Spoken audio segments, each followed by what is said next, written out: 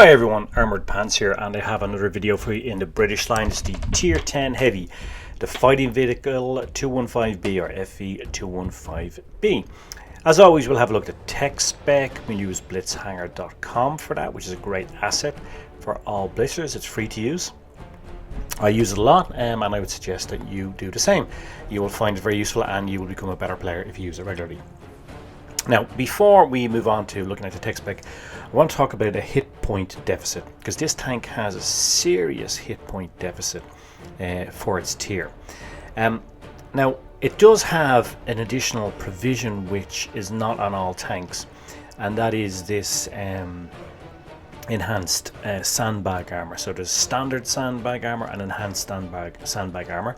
If you're not familiar with that, basically it adds additional hit points, so you can load this up instead of a repair kit.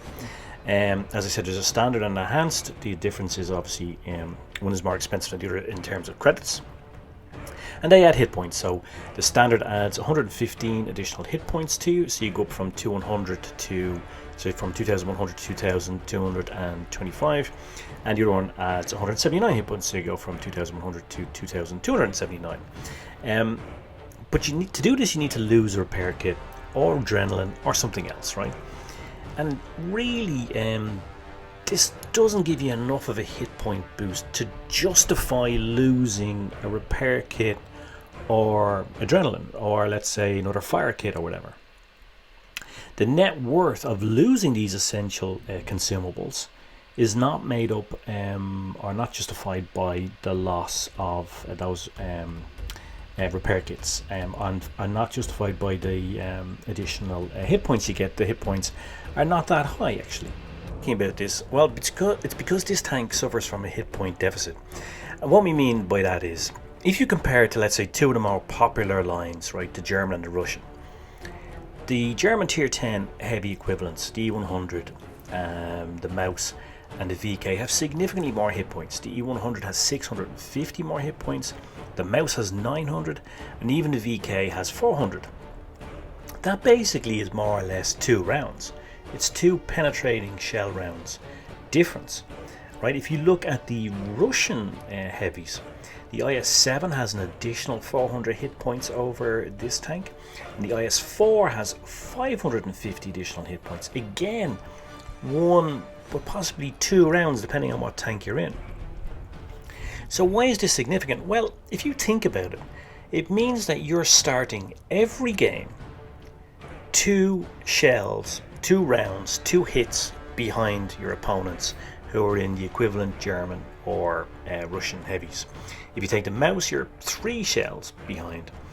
That is a huge disadvantage to start off a game with, right?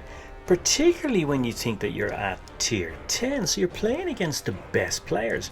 So there isn't always a huge skill gap between you and other players, but those players now have a significant advantage over you before you even hit battle. And that's a hell of an advantage at tier 10 and a hell of a disadvantage for you. And you need to be really aware of that, because, you know, that's what makes this tank quite a challenge. I mean, this is a good tank, don't get me wrong. This is a good tank, it's effective, but it has a serious deficiency in terms of hit points and puts you, as the player of this tank, in a serious disadvantage from right from the get-go before the battle starts. So let's bear that in mind as we look at the tech spec. So tech spec, I would run black T to maximize DPM, improve fuel, and putting in T in terms of my provisions. If we look at the gun has 120 millimeters, so therefore 120 millimeter gun is not big, but it does have a great rate of fire, 7.8 seconds. Reload even if you use calibrated shells. You get 272 millimeters of pen with the AP on calibrated shells, and that's going to give you 400 to 500 damage points. APCR is going to run 342 millimeters of pen, which is really high.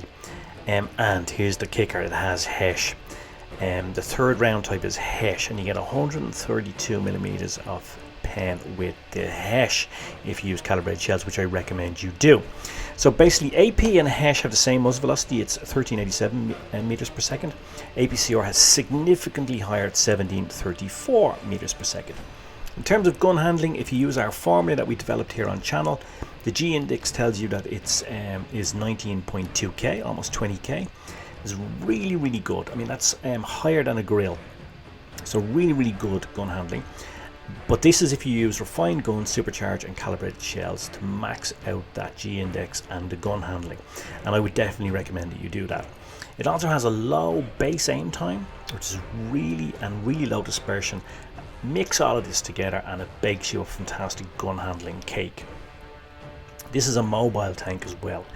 It does only 34.3 kilometers per hour in forward speed, 12 in reverse, but it has an awesome power to weight ratio, really excellent at traverse, so it makes this tank really mobile. It doesn't have a high top speed, but it gets there really quickly. It feels nimble. It's almost like a medium tank. You could describe it as a Heavy, and that makes it a formidable brawler.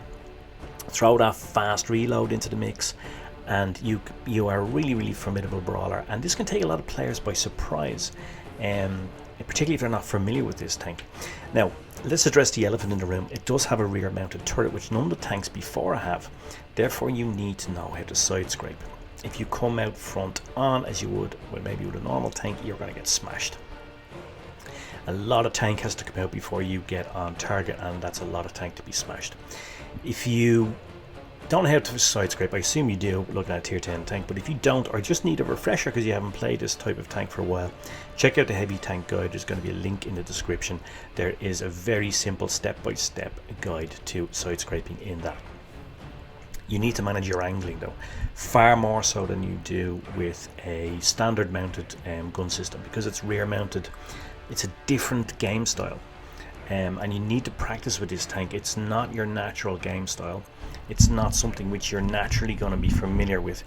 Even with your side scraping, you're going to have to do it more often and at different angles. You also have to move the tank around far more than you would with a standard heavy to get those bounces. And this unusual and different game style, coupled with a hit point deficit, makes this a difficult tank to play. You know, it's not a bad tank, but it's difficult to play for those reasons. You're starting off 2 shells behind most of your peers in tier 10 heavies, and you have a different play style as well, so you have to adapt. So it is a good tank, but it's going to take you some time to get used to it, and of course you also have to make up for that hit point deficit. Now looking at the armor, this is a side scraping monster. You can side scrape all day long in this tank. Look at those relative armor numbers up in the top left. They are red, like the traffic lights when you're late for work, right? They are just red as can be. You know, you will be able to side scrape in this tank. If we look here, this is a typical kind of side scraping position for the tank. On the side you also have this spaced armor. This is great because spaced armor absorbs HE and Hesh, so it's difficult to be HE'd and Heshed from the side, and they have to more or less aim for your turret because there is not really enough space between the spaced armor and the turret to get a shot into the hull. But on the back you're very vulnerable, as you can see, and if something gets up behind you with a big gun, they're going to put HE or Hesh into you and roll you for a massive amount of damage. But you know, if you play this tank utilizing that spaced armor, and an interesting thing about this tank is that if you are faced up against, let's say, a Death Star or something else that's going to fire a big HE round at you, one of the things you can do to mitigate that is to turn the tank on its side rather than turn it front on, which is what people normally do. If you turn it on its side and they fire the Hesh or HE, it's going to absorb all or definitely a lot of the damage points. So that's sort of a little trick to bear in mind if you have, of course, time to do that. In terms of tactics with this tank can be effective as a frontline tank. It's an effective sniper because of the gun handling. It's a great side scraper. It's an effective brawler.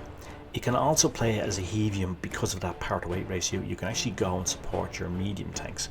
So they're some of the things that it is very good at. It has Hesh, so if you haven't played it before, you're not familiar with it, let's have a look at a mini tutorial on Hesh, and I'm going to hand you over to some boffins. Hesh High Explosive Squash Head. Heat, high explosive anti-tank. These two rounds first saw use in World War II. For these ammo types, distance or kinetic energy are not a factor once they reach their target. Hesh is a slow-speed round that uses concussive explosive energy to damage the interior of the target. Hesh contains a thin casing with a plastic explosive that flattens against the target before exploding. Once the round is partially squashed, the plastic explosive ignites. The concussive energy transfers through, and pieces of the armor or equipment inside become the destructive elements. Heat contains an inverted cone-shaped charge with a metallic liner. Once the round reaches the target, it detonates, creating a molten metal hypersonic jet. This explosively formed penetrator requires standoff distance to form its maximum penetrating power. Research has shown the more angled the cone is, the more concentrated the jet becomes, increasing its force and penetration distance. Advances in technology have mitigated these effects, such as explosive reactive armor and composite armor with ceramic plates and other materials. Spaced or slat armor also reduces the effects due to causing premature detonation. So guys, I hope you found that useful, and I hope you found that a good explanation of what Hesh is, how you should use it, when you shouldn't use it, how it works, etc. And I thought that would be very useful for you to have a look at for this particular tank, because Hesh is around in this. You know, a lot of people like playing Hesh. It's very effective. So let's have, I thought it would be good to have a catch up and a refresher on the usage of Hesh. We're going to have a look at some gameplay here. We're going to have a look at some of the things in action that we actually spoke about in theory. We looked at the tech specs. So we're going to have a look at some side scraping. And we're going to have a look at some bounces that I get. We're going to have a look at the gun handling in action. And you're going to see how very effective it is. You can see here that I'm kind of utilizing this as a kind of heavy. I'm pushing forward, using that really good power to weight ratio to get up the map, to support my mediums, and to go towards C. Now, one of the things about this tank, if you're playing it regularly, is shell management. That is cycling through your shells and selecting shots where you can use Hesh to maximize your alpha rolls. Now, because I don't play this tank so often, I just played it a few times today so that I could shoot the footage for the video. I'm not cycling through the shells as I should. So I'm playing this, as I kind of play a standard heavy. You see here, a big bounce coming up. By the way, this is the armor in action. I'm going to slow it right down just so you can see the aspect of the armor where that bounce comes. The T30 has a big gun, so you can see that this armor, if you have the right angle towards the enemy, will bounce for you. And you're going to see another bounce like that later on in the game, where it's almost identical and almost off the same spot. Sloppy play for me there, by the way. I thought that my ally was going to take him out, and I just took a big round. Snap one off there, and I'm going to slow this down just so again you can have a look at the gun handling. That 19.2k score on the gun index at work there. Beautiful shot into the standard B, fast moving target, no problem for this tank. With almost 20k gun handling index, the G index, this tank won't let you down and will hit shots like that time and time again. Now, as I was saying, when you're playing this tank a lot, one of the skills you will learn is cycling through your shells and selecting Hesh when appropriate. I don't do it in this game because I haven't been playing this tank regularly, and therefore I am playing it as I normally play, firing usually AP rounds. Here's another bounce, almost identical to the one on the T30. Slowed it down so you can see it in action and see the aspect of the angle where armor where the round hits and gets the bounce from the angle. Now I'm moving into a side scraping position so that I can hopefully get some shots on. Reversing backwards so that I'm just showing those very acute high relative armor numbers to the enemy. We're going to get a customer here. No, we're not. At some point I actually then decide to move on.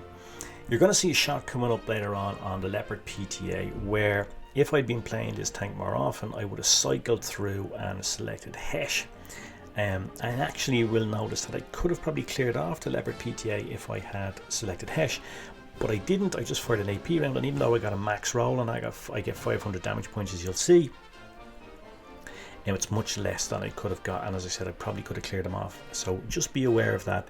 You know, learn from my mistakes in this game. See there, just slow this down. This is gun versus gun handling here.